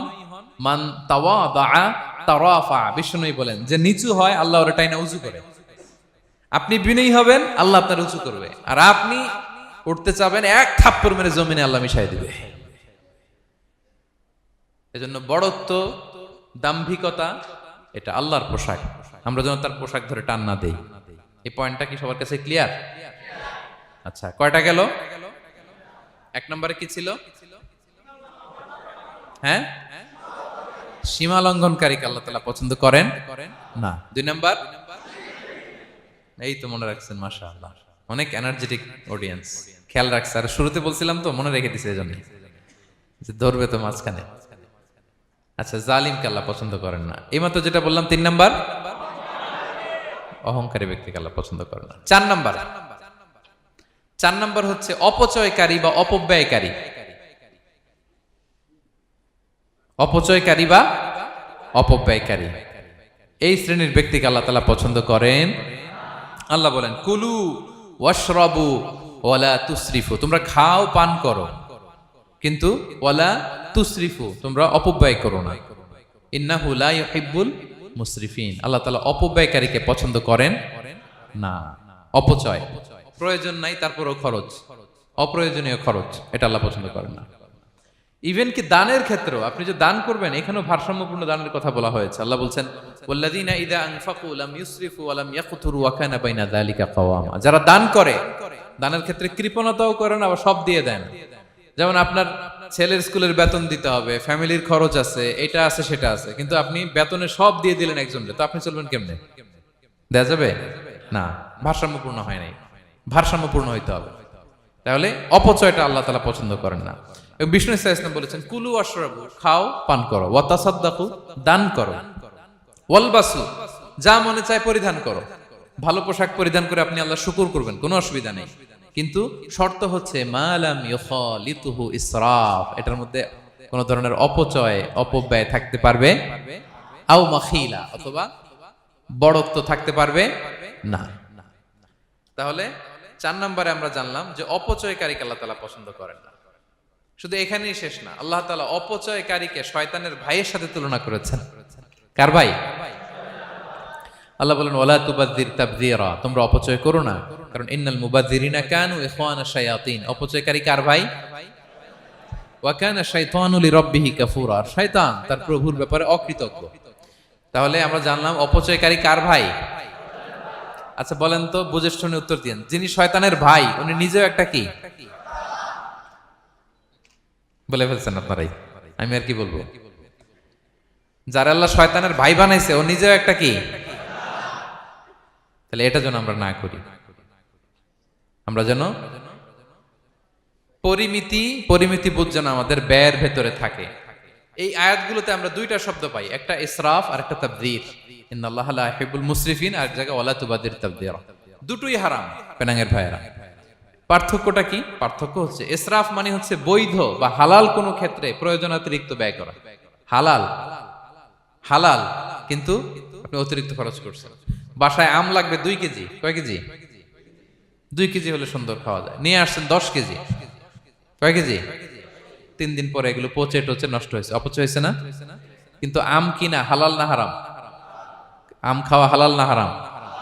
তাহলে এই যে হালাল জিনিসে প্রয়োজনাতিরিক্ত যে খরচ করছেন, এটাকে বলে ইসরাফ, এটা নিষেধ। আরেকটা আল্লাহ যেটা আরো ভয়ঙ্কর, শয়তানের ভাই বানাইছে আল্লাহ যে কারণে, ওটার বলে তাবযীর। ওটা কি? তাবযীর হচ্ছে অবৈধ বা হারাম কোনো ক্ষেত্রে প্রয়োজনাতিরিক্ত ব্যয় করা। এমনি কাজটা হারাম। এমনি কাজটা কি? বলেন তো, মদ খাওয়া কি? এখন ট্রাক ভর্তি করে মদ নিয়ে আসছেন। নাচানাচির অনুষ্ঠানে ফান্ডিং করা কি? অশ্লীলতা, নৃত্য প্রদর্শনের একটা প্রোগ্রাম হবে নারীদের, এটাতে ফান্ডিং করাটা কি? হারাম। এখানে আপনি হাত খুলে দান করছেন, এটার বলে তাবযীর। তাহলে ইসরাফও হারাম, তাবযীরও হারাম। দুইটার মধ্যে বেশি হারাম হচ্ছে তাবযীর, যে তাবযীরের কারণে আল্লাহ তাআলা তাকে শয়তানের ভাই বলেছেন। তাহলে অপচয়ের সাথে আমাদের কোনো সম্পর্ক, আমরা একটু গলা ফাটিয়ে অপচয়কে নো বলে দিব। আওয়াজ করে বলেন নো। আজকে থেকে আর কোনো অপচয় নাই, আজকে থেকে অপচয় নাই। বিশ্বনবী সাল্লাল্লাহু আলাইহি ওয়াসাল্লাম একবার আম্মাজান আয়েশা রাদিয়াল্লাহু তাআলা আনহার ঘরে ঢুকলেন। ফাওয়াজাদা কিসরাতা খুবজিন মুলকাতিন আলাল আরদ, আম্মাজান আয়েশার ঘরে ঢুকেই দেখলেন এক টুকরো রুটি মাটিতে পড়ে আছে। কোথায় পড়ে আছে? ফাগাদিবান নবী, নবী সাল্লাল্লাহু আলাইহি ওয়াসাল্লাম রেগে গেলেন, তিনি রাগান্বিত হলেন, প্রচন্ড রেগে গেলেন। রেগে আম্মাজান আয়েশাকে বললেন, আয়েশা, এই যে আল্লাহর রিজকে তুমি নষ্ট করছো, আল্লাহর রিজিকের মূল্যায়ন করতে শেখো আয়েশা। কোনো ঘরে যদি আল্লাহর রিজিক আসে আর ওই রিজিককে যদি মূল্যায়ন করা না হয়, তাহলে সে রিজিক আর এই ঘরে আসে না। কারণ এই রুটিটা খেয়েই তো তুমি বেঁচেছিলা, ঠিক কিনা? আজকে আমরা যেই রুটিটা, যেই ভাতগুলো ফেলে দিয়ে ডাস্টবিনে, এতটুকু খাইলে আমার কাশ্মীরের ভাইরা বেঁচে যাবে, এতটুকু পাইলেই আমার ফিলিস্তিনের ভাইরা বেঁচে যায়, এতটুকু পেলেই ওই ডাস্টবিনে মারামারি করে যারা খাবার খোঁজে ওরা বেঁচে যায়, ঠিক কিনা? এজন্য বিষ্ণু ইসলাম রেগে গেলেন। বিষ্ণু সবসময় রাখতেন না, রেগে বললেন, আয়েশা, আল্লাহর নেয়ামতের কদর করো। তোমার ঘরে রিজিক আসলে ওটার যদি মর্যাদা না দাও, এই রিজিক তোমার ঘরে আর ঢুকবে না। নট নেসেসারি শুধু খাবারের ক্ষেত্রে, যে কোনো ক্ষেত্রে অপচয় যেন না হয়, অপব্যয় যেন না হয়। আমরা অনেক সময় করে ফেলি, খেতে বসলে অনেক খাবার নিয়ে ফেলি, অর্ডার করতে গেলে দোকানে অনেক অর্ডার করে ফেলি, রেস্টুরেন্টে, কিন্তু এই খাবারগুলো নষ্ট করা যাবে না। ডাস্টবিনে যেন না যায় আপনার কারণে। আপনি কি করবেন? লেফট ওভার ফুড সাথে করে বঙ্গুজে নিয়ে আসবেন। আপনারা তো বঙ্গুজ বলেন নাকি? পেনাঙ্গে কি বলে? বঙ্কুজ। হ্যাঁ, টেক অ্যাওয়ে বা বঙ্কুজ বললে ওরা বঙ্কুজ দিবে, নিয়ে আসবেন, বাসায় এনে রাতে খাবেন, তারপরের দিন খাবেন, অথবা কাউকে দিয়ে দিবেন, কিন্তু খাবার নষ্ট করা চলবে। কারণ ইন্নাল্লাহা লা ইউহিব্বুল মুসরিফিন, আল্লাহ তাআলা অপচয়কারীকে পছন্দ করেন। কথাটা কি বুঝতে পেরেছেন সবাই? আচ্ছা, কয়টা গেল? আর বাকি রইল কয়টা? 5 নাম্বার, খেয়ানতকারী। আমানতের খেয়ানত যে করে, বা বিশ্বাসঘাতক, আমানতের খেয়ানত যে করে। অনেক লম্বা কথা, আমি যেহেতু সময় কম শেষ করে দিচ্ছি। ইন্নাল্লাহা লা ইউহিব্বুল খাইনিন, আল্লাহ তাআলা খেয়ানতকারীকে পছন্দ করেন। বিশ্বাসঘাতকতা যে করে, আল্লাহর কথা বাদ দেন, আমাদের সমাজে বলেন, কেউ যদি বিশ্বাসঘাতকতা করে আমরা পছন্দ করব? না, তাকে কেউ পছন্দ করে না। ইন্নাল্লাহা লা ইউহিব্বু মান কানা খাওয়ানান আসিমা, পাপী খেয়ানতকারীকে আল্লাহ পছন্দ করেন না। এবং মুনাফিকের আলামত রাসূল সাল্লাল্লাহু আলাইহি ওয়াসাল্লাম বলেছেন, কি দেখে মুনাফিক চিনবা? তিনি বলেছেন 3 জিনিস দেখে মুনাফিক চিনবা। 1, ইযা হাদ্দাসা কাযাবা, মুনাফিক কথা বললে মিথ্যা বলে। কথা বললে কি করে? ওয়া ইযা ওয়াআদা আখলাফা, ওয়াদা করলে খেলাফ করে। 3 নম্বরে ওয়া ইযা আতুমিনা খানা, মুনাফিকের কাছে আমানত রাখলে খেয়ানত করে। আমানতের খেয়ানত, এটা মুনাফিকের আলামত। শুধু মুনাফিকের আলামতই না, এটা কিয়ামতের একটা আলামত। আল্লাহ বলেন, ইন্নাল্লাহা ইয়া'মুরুকুম আন তুআদ্দুল আমানাতি ইলা আহলিহা, আল্লাহ তাআলা আদেশ করেছেন আমানতের যে হকদার তার হাতে তার আমানত পৌঁছে দাও। আদেশটা কার? সবাই বলুন, আদেশ কার? আল্লাহর।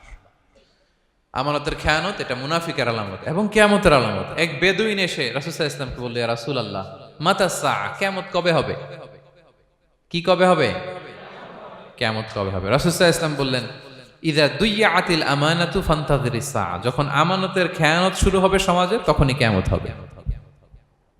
সে বলল, ইয়া রাসূলুল্লাহ, কাইফা ইদাআতুহা, আমানতের খেয়ানত আবার কেমনে হয়? সহজ সরল মানুষ, আমানতের খেয়ানত হয় কেমনে?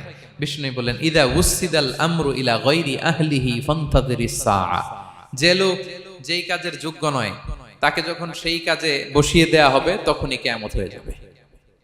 এখন এটা আছে না নাই সমাজে? বলেন। হ্যাঁ, যে যেই কাজের যোগ্য না সেই কাজ সে পায় না। সবাই বলেন তো, যে যেই চেয়ারে বসার যোগ্যতা রাখে না, ওই চেয়ারে সে বসে কি বসে না? নেতা হওয়ার যোগ্যতা নাই, নেতা হয়ে গেছে। পদের যোগ্যতা নাই, পদ পেয়ে গেছে। চাকরির যোগ্যতা নাই, ওই যে উপর থেকে ফোন আসছে, ফোনের ঠেলায় চাকরি হয়ে গেছে। দেশেরও 12টা বেজে গেছে। এইভাবেই আমানতের খেয়ানত হয়। প্রিয় ভাইরা, আমানত ব্যাপারটা অনেক বড়। অনেকে মনে করে, আপনারা কি বোরিং হয়ে যাচ্ছেন? আর অল্প, আর ম্যাক্সিমাম 10 মিনিট। প্রিয় ভাইরা, আমানত এই ব্যাপারটা অনেক বড়। অনেকে মনে করে, একজন আমার কাছে একটা মোবাইল রেখে গেছে, বলছে ভাই এই মোবাইলটা আগামী সপ্তাহে এসে নিয়ে যাব। তো অনেকে মনে এইটাই শুধু আমানত, অনেকে ভাবে। বা 10,000 রিঙ্গিট রেখে বলল 3 দিন পরে এসে আমি টাকাটা তোমার কাছ থেকে নিব। তো আপনি দিয়ে দিলেন, এটা তো আমানতদার হলেনই। কিন্তু শুধু এতটুকু আমানত নয় প্রিয় ভাইরা আমার। আল্লাহ তাআলা আমাদেরকে যা দান করেছেন তার সবই আমানত, সবকিছুই আমানত। এই যে আমাকে আল্লাহ জ্ঞান দিয়েছেন, এই জ্ঞানটা আমানত। যাদেরকে আল্লাহ পরিচিতি দিয়েছেন, পরিচিতি এটা আমানত। আমার অর্থ, আমার সন্তান, আমার ক্ষমতা, আল্লাহর দেয়া প্রতিটি নিয়ামতই আমানত। এবং এই আমানতের ব্যাপারে আল্লাহ তাআলা জিজ্ঞেস করবেন। আপনি একটা প্রতিষ্ঠানের প্রধান, এই প্রতিষ্ঠান আপনার কাছে আমানত। আপনি মসজিদের সভাপতি, এই মসজিদ আপনার কাছে আমানত। আপনি চেয়ারম্যান, এই ইউনিয়ন পরিষদটা আপনার কাছে আমানত। কি বলেন? আপনি MP, member of the parliament, এই নির্বাচনী এলাকাটা আপনার কাছে আমানত। আপনি রাষ্ট্রপ্রধান, পুরো রাষ্ট্রের প্রতিটি ইঞ্চি আপনার কাছে কি? এই আমানতের খেয়ানত যখন হবে, বিষ্ণু বললেন তখনই কিয়ামতের অপেক্ষা করো, ফান্তাযিরিস সাআহ, কিয়ামত হয়ে যাবে। তাহলে খেয়ানতকারীকে আল্লাহ তাআলা পছন্দ করেন না, আমানতের খেয়ানতকে পছন্দ করেন। আর আমানত এটা ব্যাপক বিষয়। আমার জ্ঞান, আমার ক্ষমতা, আমার পরিচিতি, আমার সন্তান, আমার স্ত্রী, সবকিছু আমানত। এবং এগুলোর ব্যাপারে আল্লাহ তাআলা আমাদেরকে জিজ্ঞেস করবেন। কয়টা গেল? তাহলে খেয়ানতকে আমরা নো বলে দিব। আওয়াজ করে বলেন নো। একটা সাথে আমাদের সম্পর্ক নেই। 6 নম্বরে হচ্ছে ফাসাদ সৃষ্টিকারী, বিশৃঙ্খলা সৃষ্টিকারী। সমাজে যারা বিশৃঙ্খলা সৃষ্টি করে তাদেরকে আল্লাহ পছন্দ করেন না। আল্লাহ বলেন ইন্নাল্লাহা লা ইউহিব্বুল মুফসিদিন। আল্লাহ তাআলা ফাসাদ সৃষ্টিকারীদেরকে কখনো পছন্দ করেন না। সমাজে নানাভাবে, সামাজিকভাবে ফাসাদ, রাজনৈতিকভাবে ফাসাদ, অর্থনৈতিকভাবে ফাসাদ, এই যত ফাসাদ বিশৃঙ্খলা আছে এগুলোর হোতা যারা, তাদেরকে আল্লাহ পছন্দ করে না। নানাভাবে দেখবেন যে সমাজে অনেকে ফাসাদ সৃষ্টি করে। আমাদের বাংলাদেশে কিছুদিন আগে কাঁচামরিচের দাম বেড়ে গেছে না? কেমনে বাড়লো? নিশ্চয়ই কেউ সিন্ডিকেট করছে, নিশ্চয়ই কেউ মজুদদারি করছে, নিশ্চয়ই এখানে কেউ ফাসাদ তৈরি করছে, ঠিক কিনা? প্রতিটি সেক্টরে আপনি খুঁজে দেখবেন ফাসাদ, হ্যাঁ, মারামারি, বিশৃঙ্খলা, ফাসাদ। এই কিছুদিন আগে এক নির্বাচনের প্রার্থীকে ধরে পিটাইছে, সবাই দেখলাম আমরা, তাই না? এটা ফাসাদ হয়েছে না? বিশৃঙ্খলা হয়েছে না? এই আপনি যদি ধরে ধরে বলেন, পরিবারে, সমাজে, রাষ্ট্রে, অর্থনীতিতে, বাজারে, প্রতিটি জায়গায় ফাসাদ আছে না নাই? আল্লাহ তাআলা বলেন ইন্নাল্লাহা লা ইউহিব্বুল মুফসিদিন। এই ফাসাদ সৃষ্টিকারীকে আল্লাহ তাআলা পছন্দ করে না। মদিনাতে এই যে টিকিটের দাম, সুন্দর কথা বলছেন, টিকিটের দাম বাড়ায় যারা দেয়, সেম গোস টু দেম, তাদেরও একই কথা, ফাসাদ সৃষ্টিকারী আর মুফসিদুন। এই যে আমাদের হাজিদের এত টাকা লাগে কেন? 50,000 টাকার টিকিট হয়ে গেছে কয় লাখ? 2 লাখ, কয় 1 লাখ। হজে যারা গেছে 1,95,000 টাকা করে পড়ছে একজনের টিকিট। কিয়ামতের দিন আল্লাহর সুপ্রিম কোর্টের কাঠগড়ায় তোমাকে দাঁড়াতে হবে, পাই টু পাই সেদিন হিসেব নিয়ে আল্লাহ তাআলা ছাড়বেন, ঠিক কিনা? সেদিন হবে আসল খেলা। এখন তো আমরা মাইক পেলেই বলি খেলা হবে, কিন্তু আসল খেলা কবে? লক্ষ লক্ষ কোটি মানুষের সামনে আল্লাহ তাআলা আপনার এই গোমর ফাঁস করে দিবেন। আল্লাহ তাআলা আপনাকে অপমানিত করে ছাড়বেন। তাই কোনো ফাসাদের সাথে, বিশৃঙ্খলার সাথে মুমিনের কোনো সম্পর্ক থাকতে পারে না। মদিনায় মুনাফিকেরা এই ফাসাদ তৈরি করত। যখন তাদেরকে বলা হতো তোমরা ফাসাদ করো কেন, ওয়া ইযা কিলা লাহুম লা তুফসিদু ফিল আরদ ক্বালু ইন্নামা নাহনু মুসলিহুন। তারা বলল আরে ফাসাদ কি, আমরাই তো ভালো মানুষ, আমরাই তো ভালো মানুষ, আমরাই তো ভালো কাজ করি। আল্লাহ বলে না, আলা ইন্নাহুম হুমুল মুফসিদুনা ওয়ালাকিন লা ইয়াশউরুন। ওরাই ফাসাদ সৃষ্টিকারী, ওরাই ফাসাদ সৃষ্টিকারী, ওরাই সমাজে বিশৃঙ্খলা সৃষ্টিকারী। ওদের ভেতরে এক, বাইরে আরেক, তার নাম মুনাফিক, ঠিক কিনা? মুনাফিকের সহজ সংজ্ঞা কি জানেন? ভিতরে লালন করে একটা, অনুভূতি বা ভাবে একটা, কিন্তু মুখ দিয়ে বলে, তার মানে ভেতরে এক, বাইরে আরেক, তার নাম দুই মুখো সাপেরা। এদিকে যায় বলে আপনার লগে আছে, আপনি খুব ভালো, ওদিকে যায় বলে আরে না না, উনি কি, উনি তো খুব খারাপ মানুষ, আপনি অনেক সবচেয়ে ভালো, আমি আপনার সাথে আছি। এরকম ডাকাইতে আছে না নাই? দুমুখো সাপ, ডাবল স্ট্যান্ডার্ড, নেহি এদার নেহি ওদার, দারমিয়ান মে সাদার বাদার, ডানেও না বায়েও না, মাঝখানে সদর বদর, বুঝেন? দুই নৌকার মধ্যে 2 পা দিছিলেন কখনো? কয় দিছি? অবস্থা কি হয়েছিল তোমার বলো? হ্যাঁ, পয়রা গেছিল? পড়বে। দুই নৌকায় দুই পা দেওয়া যায় না, হয় এই পা এদিকে নিয়ে আসতে হবে না ওদিকে চলে যেতে হবে, দুই পা দিলে এই উল্টায় পড়বে। মুনাফিকদের স্বভাব এটা, দুমুখ সাপ, ডাবল স্ট্যান্ডার্ড মেনটেন করে, টু ফেসড পার্সোনালিটি এরা। যেদিকে বৃষ্টি ওদিকে ছাতা, উপরে ফিটফাট ভিতরে সতর্কার। তাদেরকে যখন বলা হয় তোমরা ফাসাদ সৃষ্টি করো না, ওরা বলে আরে আমরাই তো ভালো। আল্লাহ বলে না, তোমরাই ফাসাদ সৃষ্টিকারী, তোমরা জানো না।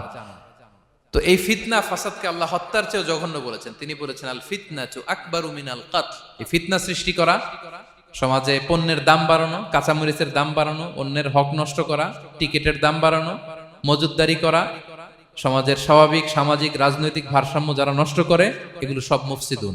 সব কি? মুফসিদুন, ফাসাদ সৃষ্টিকারী, ফিতনাবাজ। আকবারু মিনাল কতল, সমাজের স্বাভাবিক যে ধারা, এই ফ্লোটাকে তারা নষ্ট করে।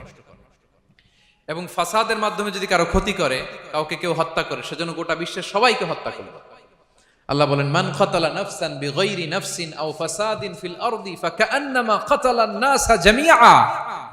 অন্যায়ভাবে ফাসাদের মাধ্যমে যখন কেউ কাউকে হত্যা করে, সেজন্য গোটা বিশ্বের সবাইকে হত্যা করে। আকবারু মিনাল কতল, ফিতনা এত বড় ভয়ঙ্কর পাপ। তো এই ফিতনার সাথে, ফাসাদের সাথে, ফাসাদ সৃষ্টি করা, বিশৃঙ্খলার সাথে আমাদের কোনো সম্পর্ক, কারণ ইসলাম শান্তির ধর্ম। কিসের ধর্ম? শান্তির ধর্ম।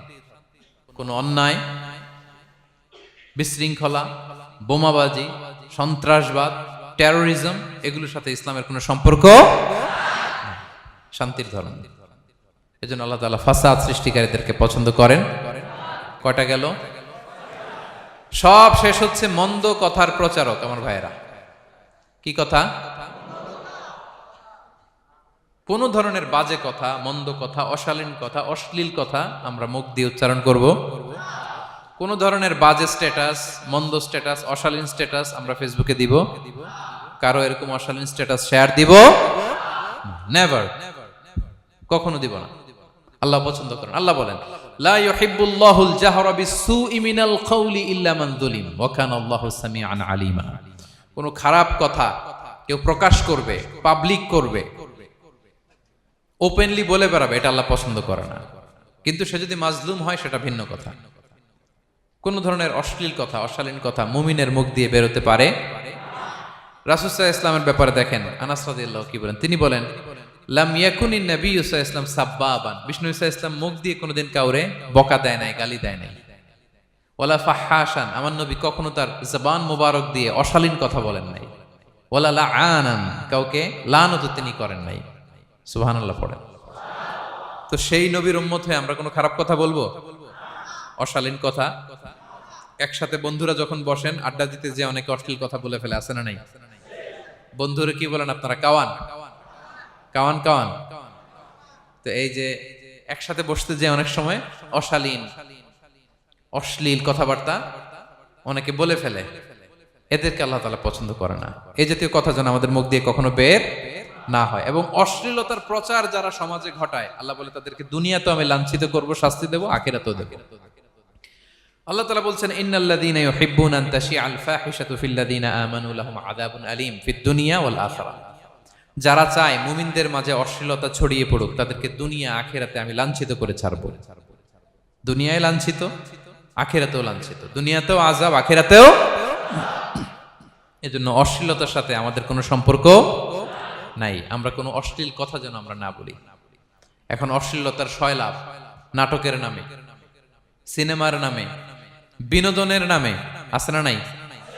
এই যে ডিভাইস, হ্যাঁ, সয়লাভ, আপনি ঢুকবেন আর বেরোতে পারবেন না, এমন ভাবে আপনাকে এঙ্গেজ করে রাখবে। এগুলোর সাথে মুমিনের কোনো সম্পর্ক আছে না। মুমিন যেটাই করবে ওটা হালাল পন্থায় করবে, ঠিক কিনা? তাই কোনো অশ্লীলতাকে আমরা শেয়ার দিব না। সোশ্যাল মিডিয়ায় কোনো অশ্লীল ভিডিও দেখবো না, শেয়ারও দিব না। কোনো অশ্লীল নাটক, সিনেমা এগুলো আমরা দেখবো না। দিনকে দিন এটা এমন ভাবে গ্রাস করতেছে, আমাদের সমাজটাকে শেষ করে ফেলতেছে এক এক নামে। পত্রপত্রিকা আমরা দেখি এখন নতুন কি আসছে, ওটিটি প্ল্যাটফর্ম। এরপরে কি আসছে, ওয়েব সিরিজ, আছে না নাই? গত কিছুদিন আগে আমি সোশ্যাল মিডিয়া দেখলাম বিভিন্ন জনে স্ট্যাটাস দিচ্ছে তৈ তৈ তৈ তৈ তৈ, বয়াম পাখি কই। তো আমি ভাবছি হয়তো কোনো বিখ্যাত কবির কবিতা শেয়ার দিচ্ছে। আমি পরে সার্চ দিয়ে দেখি সর্বনাশ, একটা ইন্টারভিউ দেখলাম একজন, এটা নাকি কোন একটা ওয়েব সিরিজ বা মুভি এই জাতীয় কিছু একটা। তো দেখেন, কবিতার নামে, গানের নামে, সাহিত্যের নামে, সংস্কৃতির নামে, এন্টারটেইনমেন্টের নামে, বিনোদনের নামে এই অশ্লীলতার সয়লাভ, ঠিক কিনা? এই অশ্লীলতার সাথে আমাদের কোনো সম্পর্ক আছে? আমরা যেন মুখ দিয়ে উচ্চারণ না করি এগুলো, ঠিক কিনা? বিষ্ণুই বলেন, ইন্নাল আবদা লা ইয়াতাকাল্লামু বিল কালিমাতি মা ইয়াতাবায়ানু ফিহা ইয়াজিল্লু বিহা ইলান নার আবাআদা মিম্মা বাইনাল মাশরিক ওয়াল মাগরিব। বান্দা অনেক সময় মুখ দিয়ে এমন কথা মুখ ফসকে বলে ফেলে, এটা যে কত ভয়ঙ্কর, এটা যে তারা জাহান্নামে নিক্ষেপ করবে সে কল্পনাও করতে পারে না। আপনার একটা কথা থেকে আপনি জাহান্নামের অধিবাসী হতে পারেন। এই জন্য সোশ্যাল মিডিয়া ব্যবহারের ক্ষেত্রে আমরা সাবধান। যে কোনো ধরনের গুজব, মিথ্যা কথা, হক্স নিউজ, অশ্লীলতা, স্ক্যান্ডাল, এগুলোর সাথে আমাদের কোনো সম্পর্ক নাই। আমরা সব সময় যেন শালীনতার মধ্যে থাকি, সত্যের পক্ষে থাকি। কথা বুঝতে পেরেছেন? তাহলে কয় শ্রেণীর ব্যক্তিকে আল্লাহ পছন্দ করেন না? 1 নম্বরে সীমা লঙ্ঘনকারী, 2 নম্বরে জালিম, 3 নম্বরে অহংকারী, 4 নম্বর অপচয়কারী, 5 নম্বর খেয়ানতকারী, আমানতের খেয়ানত, 6 নম্বর ফাসাদ সৃষ্টিকারী, 7 নম্বর মন্দ কথা, অশ্লীল কথার যে প্রচার করে। এগুলো যারা করে এদের সাথে আমাদের কোনো সম্পর্ক, এই 7 শ্রেণীর লোককে আল্লাহ তাআলা অপছন্দ করেন। এগুলো কি আমাদের জীবনে থাকবে? এগুলো আমরা কি শুধু হল রুম থেকে বের করে দিব না পুরো জীবন থেকে? পারা যাবে? পারা যাবে? আওয়াজ করে পড়ুন ইনশাআল্লাহ। পেনাঙ্গের ভাইরা, আল্লাহ তাআলা আমাদের সবাইকে কথাগুলো বোঝার ও আমল করার তৌফিক দান করুক। এই আলোচনা যেন আমাদের নাজাতের ওসিলা হয়। আমরা এখানে যেমনি বসলাম, আবারও যেন কোনো তাফসিরুল কোরআনের ময়দানে বসতে পারে, আল্লাহ তৌফিক দান করুক। হাদা মা ইনদি ওয়াল ইলমু ইনদাল্লাহ আলাইহি তাওয়াক্কালতু ওয়া ইলাইহি উনীব। ওয়াসসালামু আলাইকুম ওয়া রাহমাতুল্লাহি তাআলা ওয়া বারাকাতুহু।